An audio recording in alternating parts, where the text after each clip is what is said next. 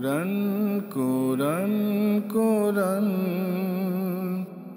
মানুষের মুক্তির জীবন বিধান। কোরআন স্রষ্টার সেরা দান, পথহারা মানুষের বন্ধু। আসসালামু আলাইকুম প্রিয় দর্শক, আপনারা যারা দেশে আছেন প্রবাসে, সবাইকে জানাই অনেক অনেক প্রীতি ও শুভেচ্ছা। শুরু হলো এনটিভি আয়োজিত এবং লাভেলো নিবেদিত পাক্ষিক অনুষ্ঠান কোরআন অন্বেষা। আপনাদের সাথে আছি আমি জয়নুল আবেদিন আজাদ। আর আজকে আমাদের মাঝে অতিথি হিসেবে উপস্থিত আছেন বিশিষ্ট আলেম ডক্টর এবিএম হিজবুল্লাহ। আসসালামু আলাইকুম ওয়া রাহমাতুল্লাহি ওয়া বারাকাতুহু। প্রিয় দর্শক, আমরা আজকে পবিত্র কোরআনের সূরা আল মায়েদার 50 থেকে 54 নম্বর আয়াতের তেলাওয়াত শুনব তরজমা। আউযু বিল্লাহি মিনাশ শাইতানির রাজীম। তারা কি জাহিলিয়াত আমলের ফয়সালা কামনা করে? আল্লাহ অপেক্ষা বিশ্বাসীদের জন্য উত্তম। হে মুমিনগণ, তোমরা ইহুদি ও খ্রিস্টানদের বন্ধু হিসাবে গ্রহণ করো না। তারা একে অপরের বন্ধু। তোমাদের মধ্যে যে তাদের সাথে বন্ধুত্ব করবে সে তাদেরই অন্তর্ভুক্ত। আল্লাহ জালিমদেরকে পথ প্রদর্শন করেন।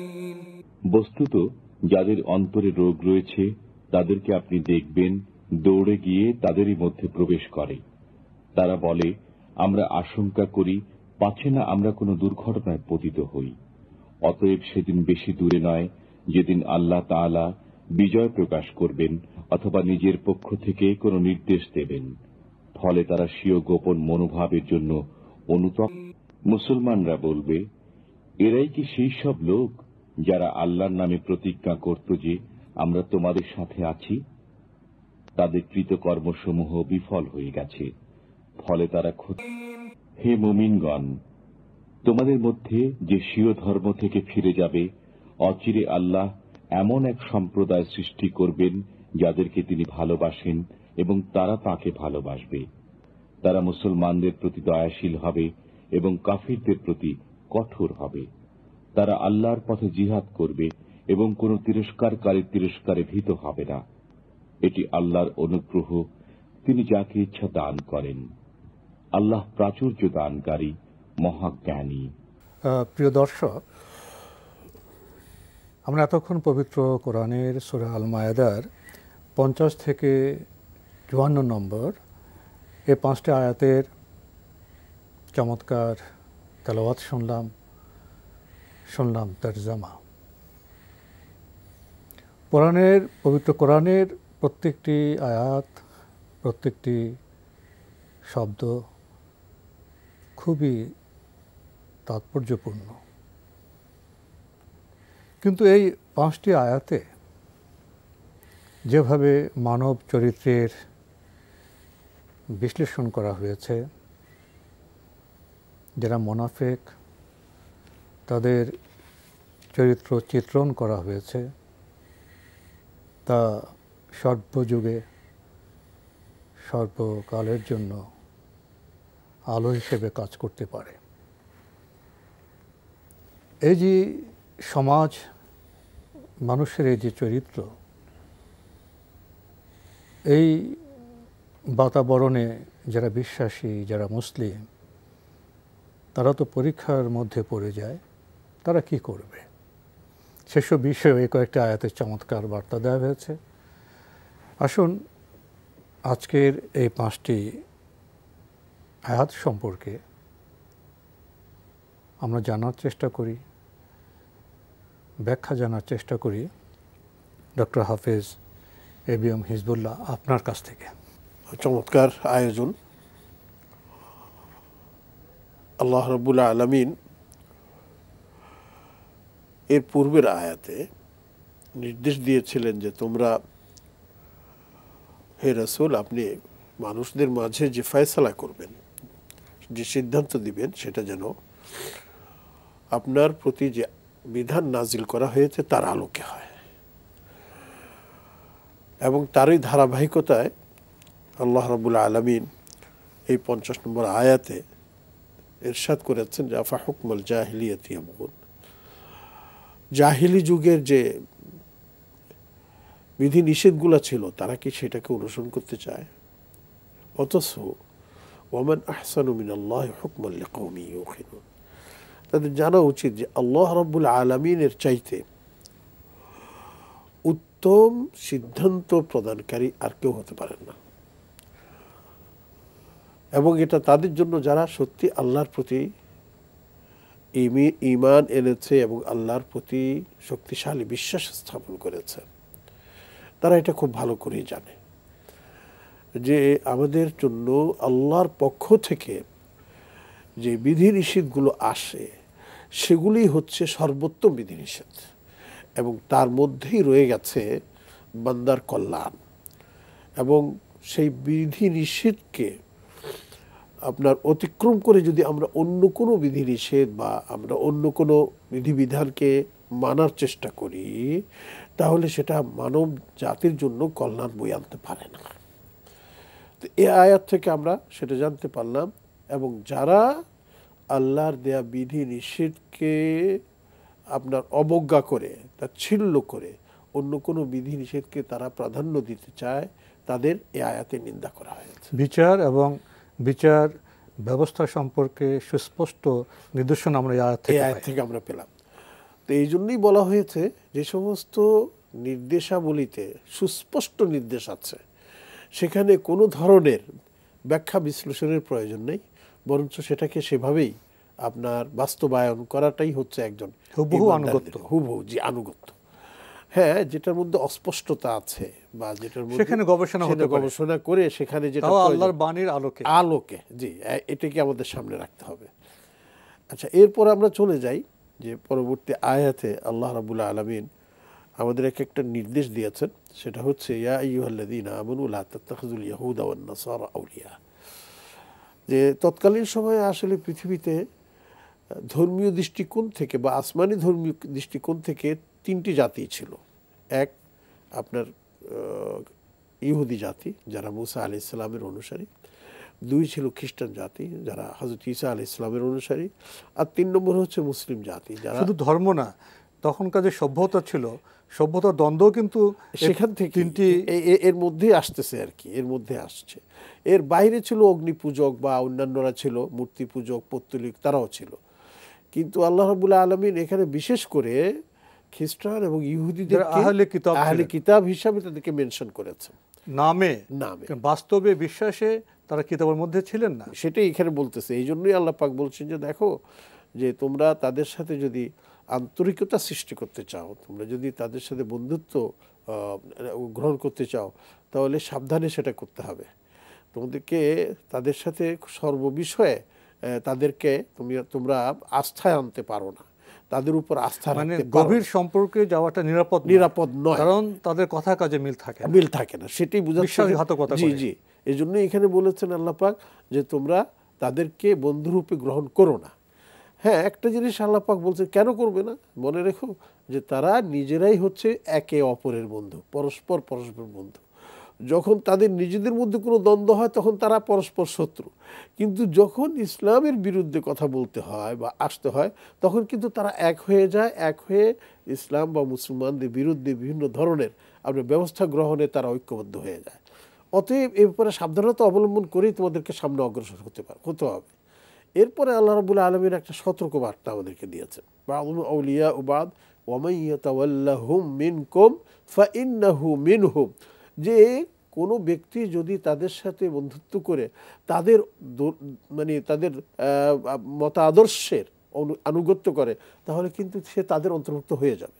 তো যেটা বলছিলাম যে এখানে বেশ কয়েকটা ঘটনা আছে, তার মধ্যে আমি মূল যেটা আছে সেটা উপস্থাপন করি। 2জন সাহাবী না, একজন সাহাবী একজন মুনাফিক। সোজা কথা, যে সাহাবীর নাম ছিল উবাদা ইবনে সামিত রাদিয়াল্লাহু আনহু, আর মুনাফিক ছিল আব্দুল্লাহ ইবনে উবাই। তো উবাদা ইবনে সামিতের সাথে তৎকালীন সময়ের যে ইহুদিরা ছিল তাদের সাথে একটা ভালো সম্পর্ক ছিল, যে সুখে দুঃখে তাদের বিভিন্ন সময়ে তিনি তাদের সামাজিক সম্পর্ক ভালো সম্পর্ক ছিল। অপরদিকে আব্দুল্লাহ ইবনে উবাইরও সেটা ছিল। আব্দুল্লাহ ইবনে উবাই ছিল মুনাফিক সে তার মধ্যে ছিল সর্দার। তো যখন কিদিন বলে এই ইয়েটা হলো, তখন এই আবওয়াদা ইবনে সামিত রাদিয়াল্লাহু তাআলা আনহু রাসূলুল্লাহ সাল্লাল্লাহু আলাইহি সাল্লামকে সে শুনলেন, ইয়া রাসূলুল্লাহ, ওদের সাথে তো আমার সম্পর্ক আছে, আমি আজ থেকে তাদের থেকে সেই সম্পর্ক ছিন্ন করে দিলাম, এবং আমি আতাবাররাউ মিনহুম, সেটা আসছে, এবং আজ থেকে আমি আল্লাহ এবং আল্লাহর রসুলকে আমার অভিভাবক বন্ধু হিসেবে আমি গ্রহণ করলাম, ওদের সাথে আমার আর কোনো এ ধরনের কোনো সম্পর্ক থাকবে না। কিন্তু আবদুল্লাহ ইবনে উবাই বললেন যে না, আমি এটা করতে পারবো না, আমার সাথে তাদের আগেরও সম্পর্ক ছিল, এই সম্পর্ক আবার অব্যাহত থাকবে। তখনই আল্লাহ পাক এই আয়াত নাযিল করে সতর্ক করলেন যে তোমরা যদি এইভাবে তাদের সাথে সম্পর্ক রাখার মানে অব্যাহত রাখো, জেনে শুনেও যে তারা তোমাদের ক্ষতি করতে পারে, এই করতে পারে, সে তারপরেও যদি রাখো, তাহলে তোমরা মনে করবো তোমরাও কিন্তু তাদের অন্তর্ভুক্ত হয়ে যাবে। ওয়ামান ইয়াতাওয়াল্লাহুম মিনকুম ফাইন্নাহু মিনহুম, তোমরা তাদের অন্তর্ভুক্ত হয়ে যাবে। এরপরে আল্লাহ পাক আরও সতর্ক করলেন, ওয়াল্লাহু লা ইয়াহদিল কওমাজ জালিমিন, সত্য জেনেও যে সত্যকে অনুসরণ করে না সে হচ্ছে এক ধরনের জালেম, এবং এই জালেমদেরকে আল্লাহ রাব্বুল আলামিন কি করেন না, সত্য পথের সন্ধান দেন না। এরপরে আল্লাহ রাব্বুল আলামিন যে আয়াতটা দিলেন, ওয়া ইয়াকুলুল্লাযীনা আমানু আহাউলাইল্লাযীনা আকসামু বিল্লাহি জাহদা ঈমানিহিম, যখন তাদের পরস্পর আপনার সাথে দেখা হতো, আপনার মোলাকাত হতো, তখন এরা কি করতে, মুনাফিকরা, আসলে এখানে মুনাফিকের চরিত্রের কথা বলা হচ্ছে, যে এরাই কি তারা আহাউলাইল্লাযীনা আকসামু বিল্লাহি জাহদা ঈমানিহিম, যে শক্তিশালী, খুব জোরালোভাবে তারা মানে আপনার শপথ করে বলতো, ইন্নাহুম মাআকুম, যে আমরা তোমাদের সাথে আছি, আকসামু বিল্লাহি জাহদা ঈমান ইন্নাহুম লামাআকুম। আল্লাহ পাক বলেন যে না, এটা তাদের এই দাবিটা, এটা তাদের সত্য নয়, এটা তারা মুখের জন্য, ভাষার জন্য তারা এটা বলছে, ইন্নাহুম মাআকুম। কিন্তু আল্লাহ পাক বলেন যে উলাইকা হাবিতাত আমালুহুম ফাআসবাহু খাসিরিন, এই যে তারা একটা মিথ্যার আশ্রয় নিল, এই মিথ্যার আশ্রয় নেওয়ার কারণে আল্লাহ পাক তাদের যাবতীয় যে আমলগুলো আছে সেই আমলগুলো আল্লাহ পাক সব ধ্বংস করে দেবেন। এই যে মানে ভালো কাজগুলো তারা যেগুলো করেছে, এর জন্য যে তারা ভালো প্রতিদান প্রাপ্তির আশা করতে পারত, সেই প্রাপ্তি থেকে তারা কি হবে, বঞ্চিত হয়ে যাবে। আল্লাহু আকবার। মানে এখান থেকে কিন্তু আমাদেরকেও মানে সতর্কবার্তা দেওয়া হয়েছে যে সাবধানতা অবলম্বন করবে মানুষ। দেখুন, একজন আরেকজনের পাশে যখন আসে, সে তার অনেক নিকট মানে হওয়ার জন্য, নিকটস্থ হওয়ার জন্য, নৈকট্য লাভের জন্য বিভিন্ন ধরনের আপনার বাহানা তারা করে, বিভিন্ন ধরনের মানে পরিবেশ সৃষ্টি করে, বোঝাতে চেষ্টা করে যে আমি তোমাদের সাথে আসছি, না আমি তোমাদেরই লোক, আমি তোমাদের। তো এটা তো আমরা আগেও পড়েছি, সূরা বাকারাতেও আল্লাহ রাব্বুল আলামিন বলেছেন, ওয়াইযা লাকুল্লাযীনা আমানু ক্বালু আমান্না, তারা যখন ঈমানদারদের সাথে মিলিত হতো বলতো আমরা ঈমান এনেছি, কিন্তু ওয়াইযা খালাউ ইলা শায়াতিহিম, আর যখন বিরুদ্ধবাদীদের সাথে নিশ্চিত হলো তখন বলতেছে আরে আমরা তো তাদের সাথে ঠাট্টা বিদ্রুপ করেছি, তারা হলো বহুরূপী। তাহলে বহুরূপী, একবার সুন্দর কথা বলেছেন আপনি। এর পরের আয়াতে ইয়া আইয়ুহাল্লাযীনা আমানু মান ইয়ারতাদ্দা মিনকুম আন দীনিহি, দুনিয়াতে দেখা গেছে যে সব ধর্মে এটা আছে, কেউ ধর্মত্যাগী হয়েছে, এখানে আল্লাহ পাক সেই কথাটাই বলেছেন, মুরতাদ যারা হয়, ধর্ম ত্যাগ করে ধর্মান্তরিত হয়ে অন্য ধর্মে চলে যায়। তো এখানে অন্য ধর্মে কে কোথায় গেল সেটা না, মুসলমানদের ব্যাপারেই বলা হচ্ছে যে দেখো তোমাদের এখান থেকেও কিছু কিছু লোক মানে ধর্মকে ত্যাগ করে চলে যাবে, মাইয়ারতাদ্দা মিনকুম আন দীনিহি। আল্লাহ পাক বলেন এতে তোমরা ঘাবড়িও না, যে অমুক এত বড় একজন মানে বিশেষজ্ঞ, এত বড় একজন বুদ্ধিজীবী, এত একজন ব্যক্তিত্ব, তিনি ইসলাম ছেড়ে দিলেন, তিনি ইসলামের বিপক্ষে কথা বলতেছেন, এতে কিচ্ছু যায় আসে না। বরং তোমরা মনে রেখো তাদের বিপক্ষে, তাদের এই পরিবর্তে আল্লাহ পাক কিছু জাতি এমন তোমাদেরকে উপহার দিবেন, ফাসাউফা ইয়াতিল্লাহু বিকৌমিন, আল্লাহ পাক এমন সম্প্রদায়, এমন জাতি এবং এমন ব্যক্তিত্বকে তোমাদের সামনে এনে দেবেন যারা আল্লাহকে ভালোবাসে এবং আল্লাহ তাদেরকে ভালোবাসে। আজীব, এখানে ভালোবাসা বসে একটি সম্পর্ক, ভালোবাসা মানে কি, আল্লাহ যেখানে মানে আপনার সাক্ষ্য দিচ্ছেন, হ্যাঁ, যে তারা আল্লাহকে ভালোবাসে, আল্লাহ তাদেরকে ভালোবাসে, এর চেয়ে বড় পাওনা আর কি থাকতে পারে। এখানে বিশ্বাস আছে, আস্থা আছে, সন্দেহ সংশয় মুক্ত হতে পারলে তো বিরাট শান্তি।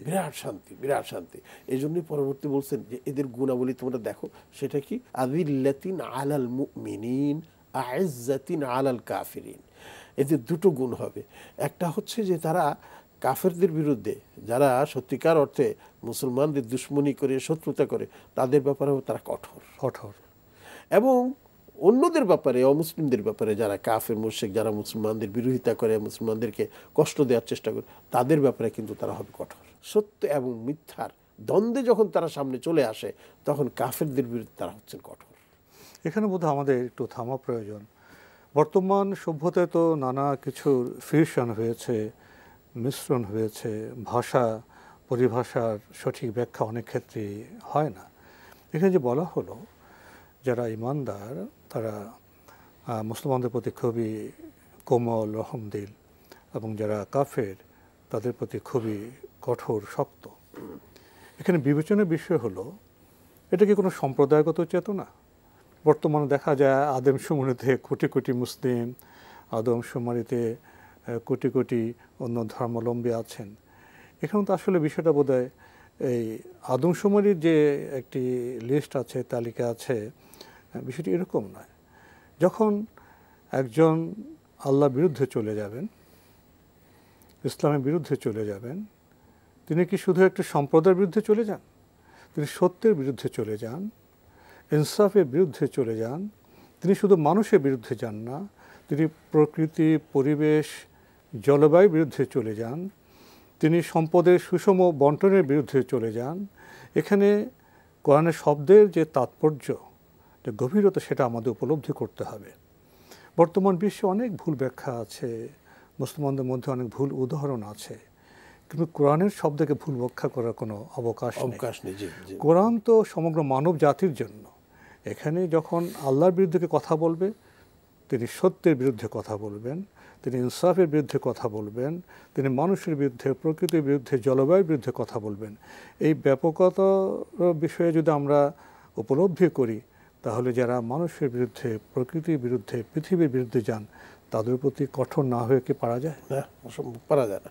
এই যে এখানে যেটা আমি আপনাদের সামনে নিয়ে আসতেছিলাম, মুসলমানদের যে বৈশিষ্ট্যটা বলছিলাম, এখানে আরেকটা জিনিস লক্ষণীয়, ফাতারাল্লাযীনা ফী কুলূবিহিম মারাদুন। এই যে যারা ওদের সাথে আপনার কে জানি বলে সম্পর্ক রাখতে চায়, তারা কেন রাখতে চায়? তাদের অন্তরের মধ্যে রয়ে গেছে আপনার ভীতি, এবং তাদের অন্তরের মধ্যে রয়েছে আপনার রোগ, এবং তারা ভাবে যে যদি কোনো কারণে যদি মুসলমানরা আপনার ড্রপ করে, তাহলে ওদের সাথেই তো আমাকে থাকতে হবে, এবং ওদের কথাই আমাকে মানতে হবে। কাদের সাথে একটা সম্পর্ক রাখলে ক্ষতিটা কি? আল্লাহ পাক বলছেন যে না, এভাবে চলবে না। সেই জন্যই আল্লাহ পাক পরিষ্কার আমাদেরকে জানিয়ে দিয়েছেন যে দেখো, সত্যকে সত্য হিসাবে মেনে নাও, মিথ্যাকে মিথ্যার জায়গায় রেখে দাও।